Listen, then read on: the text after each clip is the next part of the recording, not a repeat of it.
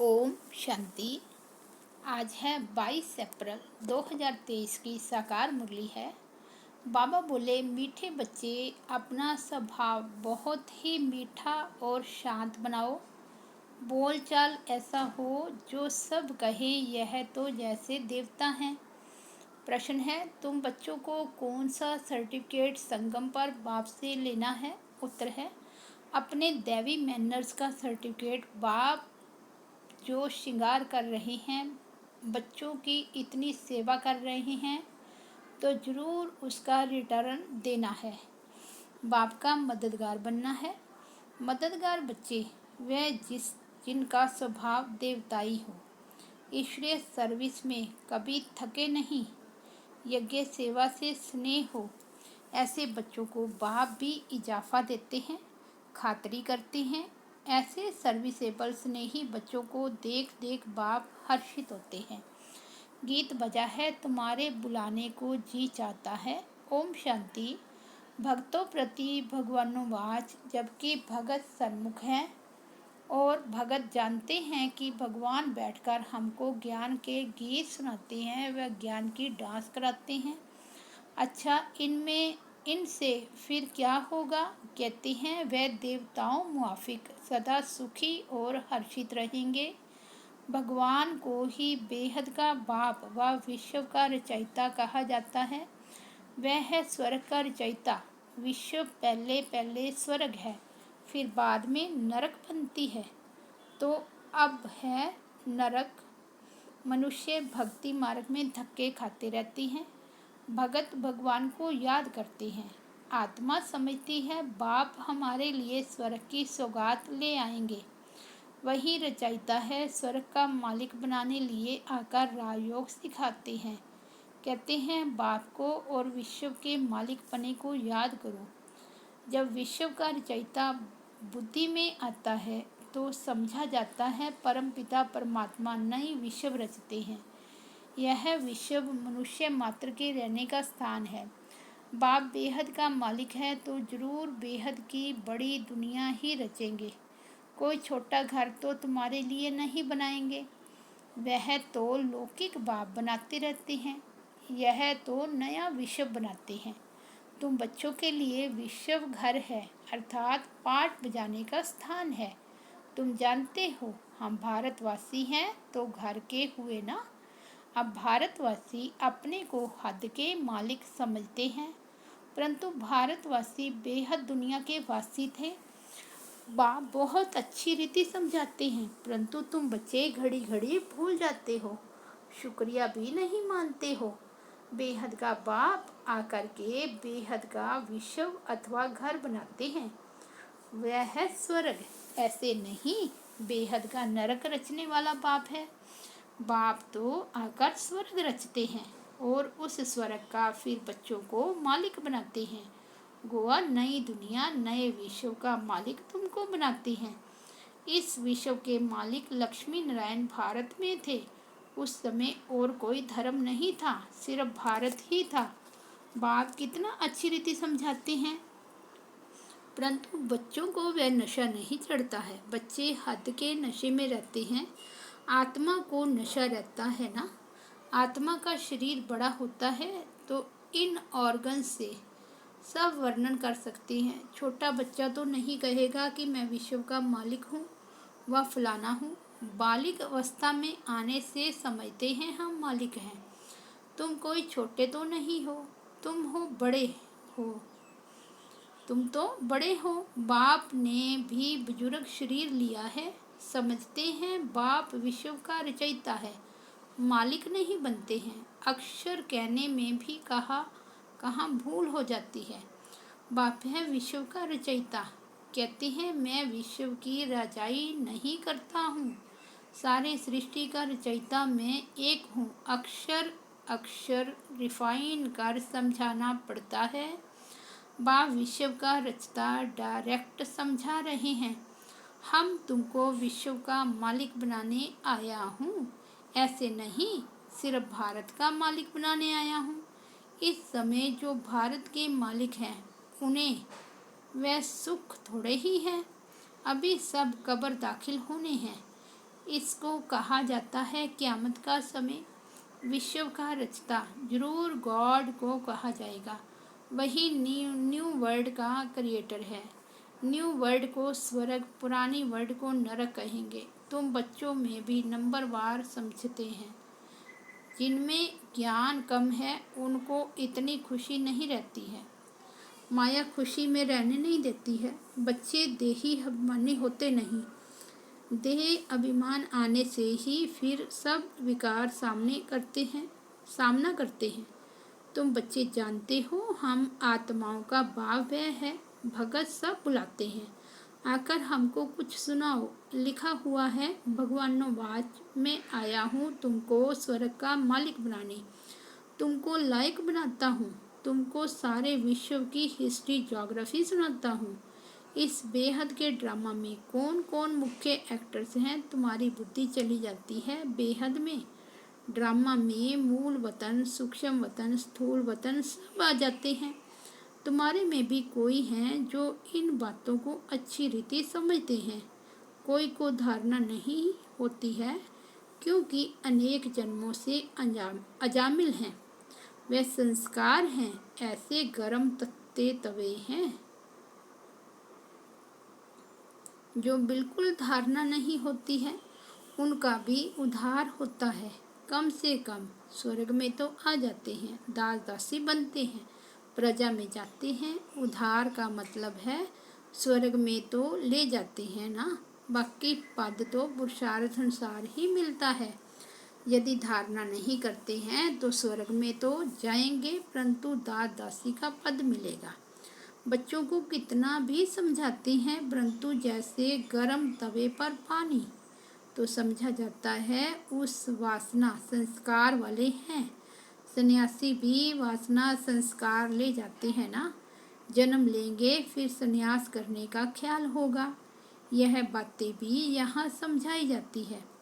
सतयुग में तो विकार की बात ही नहीं, वहाँ जन्म जन्मांतर विकारी पने का संस्कार रहता है, माया ही नहीं है। यहाँ तो बच्चों को सुधारने की बहुत कोशिश करती हैं। कोई तो बिल्कुल ही मैले कपड़े हैं, थोड़ी ही चोटी लगाई जाती है तो एकदम फट पड़ते हैं। धोबी भी कपड़े की संभाल करते हैं, परंतु कोई सड़ा हुआ कपड़ा होता है तो फट पड़ता है, फिर आश्चर्यवंत भगंती हो जाते हैं। बाप कितनी मेहनत करते हैं, राजयोग सिखला रहे हैं। वही रहम दिल है तो सब पर रहम करते हैं।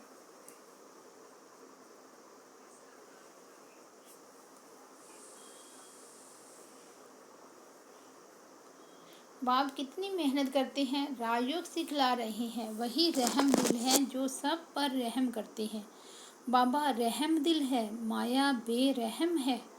माया ने सत्यानाश कर दी है, इसलिए कहते हैं मैं कलब कलब कलब के संगम युगे आता हूँ। बाप है पतित पावन, पतितों को ही वापस ले जाने आना पड़ता है। त्रेता में कोई पति थोड़े ही है जो त्रेता में आकर पावन बनाओ। भगवान तो है सत्य, वही सत्य सुनाते हैं। तुम बच्चे अब जानते हो बरोबर विश्व का रचयिता शिव बाबा ब्रह्मा तन से हमको विश्व का मालिक बनाने पुरुषार्थ कराते हैं। बाप कहते हैं अगर हमारी मेहनत व्यर्थ गवाएंगे, अपनी चलन से बहुतों को धोखा देंगे तो पद भ्रष्ट हो पड़ेंगे।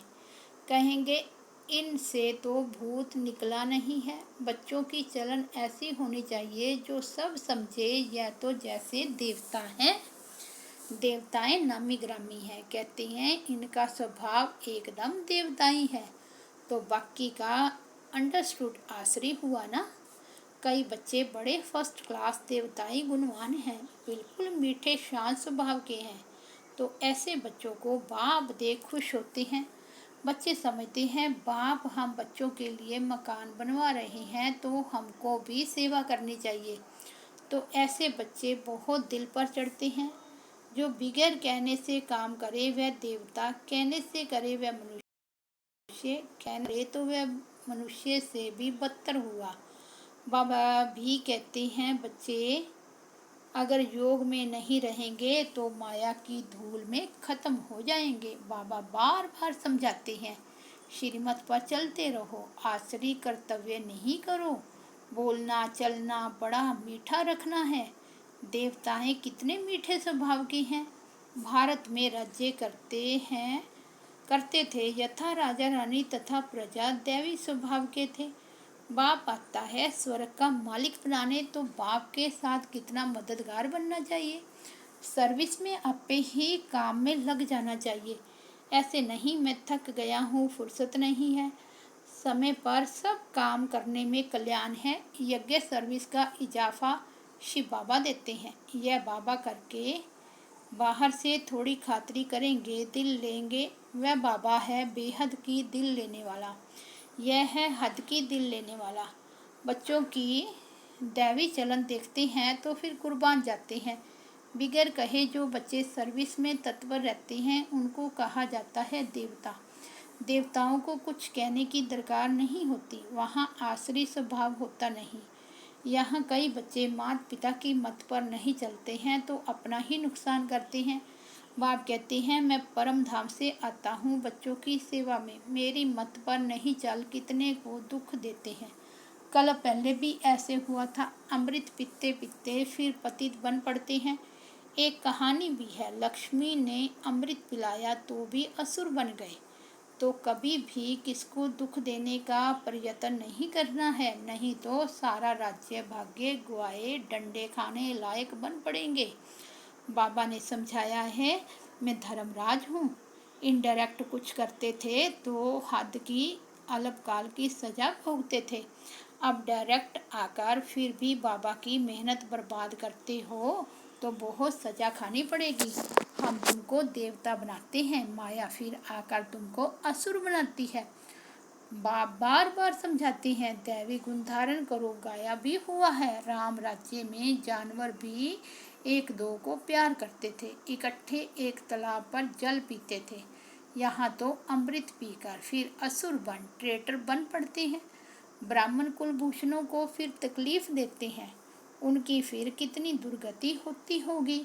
बाप आते हैं सदगति देने, तो तुम बच्चों को दैवी गुण वाला बनना है, आप पे ही सर्विस करनी है। बाप भी सर्टिफिकेट देंगे। जो निश्चय बुद्धि अच्छे हैं वह सदैव बाप को याद करते रहेंगे, उनको ख्याल रहता है नाम बदनाम नहीं करेंगे, आसरी गुण नहीं दिखाएंगे। अभी तो सब नंबरवार पुरुषार्थी हैं, सिर्फ यह निश्चय रहना चाहिए हम गॉड फादरली स्टूडेंट्स हैं। भगवानोवाच बच्चों प्रति कि मैं तुमको पढ़ाकर राजाओं का राजा बनाता हूँ, तुमको योग और ज्ञान सिखाता हूँ, तुम देही अभिमानी बनो, मैं तुमको ले जाने के लिए आया हूँ। तुम आत्माएं मच्छरों सदृश मेरे को फॉलो करेगी। बरोबर महाभारत लड़ाई लगी है तो मच्छरों सदृश फॉलो किया है पंडे को। बाबा पंडा है, कहते हैं मैं लिबरेट करने आया हूँ। तुम माया के फंदे में बड़े दुखी हो। एक तो गर्भ जेल में जाते हो, दूसरा फिर उस जेल में जाना भी मनुष्यों के लिए बड़ा सहज हो गया है। बड़ी खुशी से जेल में जाते हैं। एक दो को देख भूख हड़ताल आदि भी करने लग पड़ती हैं। अपनी आत्मा को दुख देने लिए क्या क्या करते हैं, इनको आत्मघात कहा जाता है। शरीर तंदुरुस्त है तो आत्मा कहती है मैं सुखी हूँ, तंदुरुस्त नहीं है तो आत्मा कहती है मैं दुखी हूँ। वहाँ पाते ही हैं सदा सुखी स्वर्ग का मालिक बनाने। विश्व का मालिक कहते हैं मैं नए विश्व का रचयिता हूँ, इसलिए मुझे मालिक कहते हैं, परंतु मैं राज्य नहीं करता हूँ।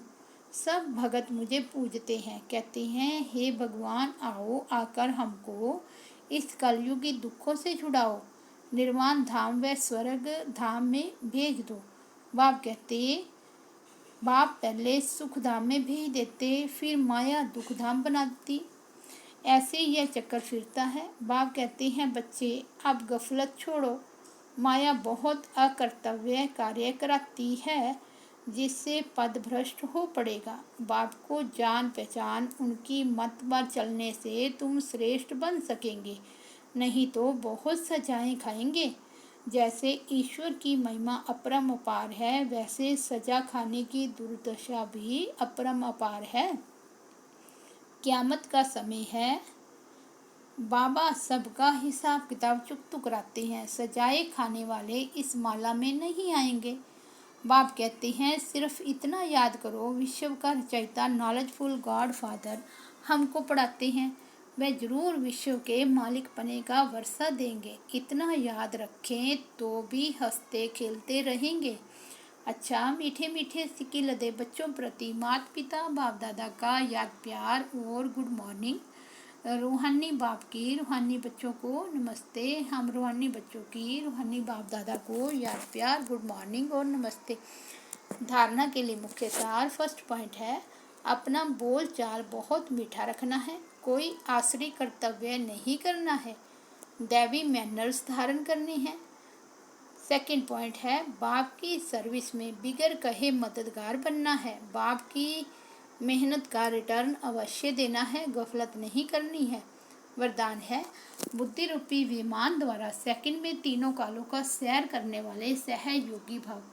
बाप दादा बच्चों को निमंत्रण देते हैं कि बच्चे संकल्प का स्विच ऑन करो और वतन में पहुंचकर सूर्य की किरणें लो, चंद्रमा की चांदनी भी लो, पिकनिक भी करो और खेल कूद भी करो।